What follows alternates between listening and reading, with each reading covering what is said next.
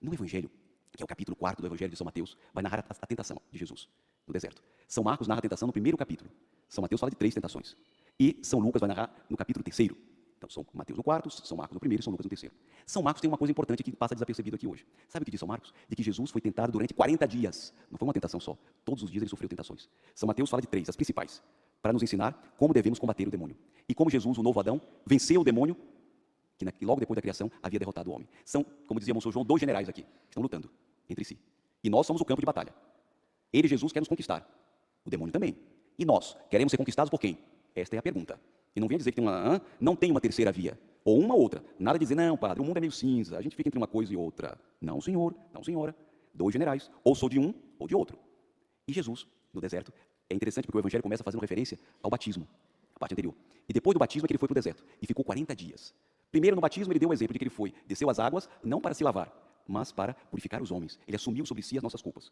Em seguida, ele faz penitência por nós. Fica 40 dias fazendo penitência. A exemplo de Moisés, está no capítulo 34 do Êxodo, quando ele passa 40 dias e 40 noites sem beber e sem comer, imaginem. Essa já é a primeira lição. Todos sabem que ao longo do ano são dias de penitência todas as sextas-feiras, que se deve ou abster-se da carne ou alguma outra penitência. E na quaresma? Todos os dias da quaresma são dias de penitência. Eu não posso passar um dia da quaresma sem fazer pelo menos uma penitência. Ah, mas tem uma penitência. A pessoa logo pensa em comida, também pode ser. Mas há outras penitências que custam mais. Perdoar uma pessoa, um parente que a gente não quer ver nem pintado de ouro na frente, dar um sorriso para alguém que a gente não quer. Olha, tem muita coisa que a gente pode fazer. Não ficar perdendo tempo nas redes sociais, naquilo que não deve, etc. Cada um vai saber qual é a penitência que vai fazer hoje, depois amanhã, depois de amanhã, até quando chegar no grande dia da ressurreição, ninguém mais se reconhecer, porque vão estar transformados.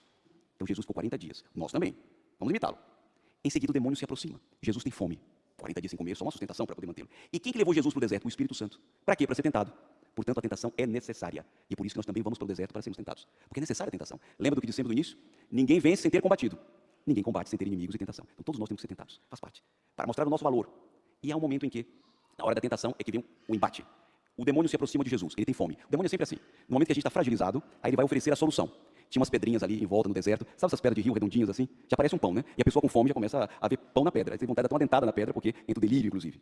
E ele diz, olha, se és filho de Deus, transforma estas pedras em pães. E Jesus não dialoga com ele. Está escrito, nem só de pão vive o homem, mas de toda a palavra que vem da boca de Deus. O Monsenhor João dizia, de modo interessante, há muitos anos atrás, de que as pessoas costumam julgar, inclusive, infelizmente, dentro da igreja, de que a solução para o mundo é multiplicar os pães. A igreja sempre se preocupou com a parte social. Ninguém faz mais caridade que a igreja católica, discreta. Mas quem mais faz caridade? O mundo inteiro. Entretanto, ela tem que apontar para o principal, nem só de pão. Porque, do contrário, vira uma espécie de teologia da libertação, como a gente já ouviu tantas vezes, que o Monsenhor João chamava de, não de teologia, mas de ateísmo da escravidão. Porque tira Deus do centro e coloca o pão. Não, é Deus no centro. E o pão vem como consequência. Nem só de pão vive o homem, mas de toda a palavra que sai da boca de Deus. Jesus responde de cor. Deuteronômio 8º capítulo.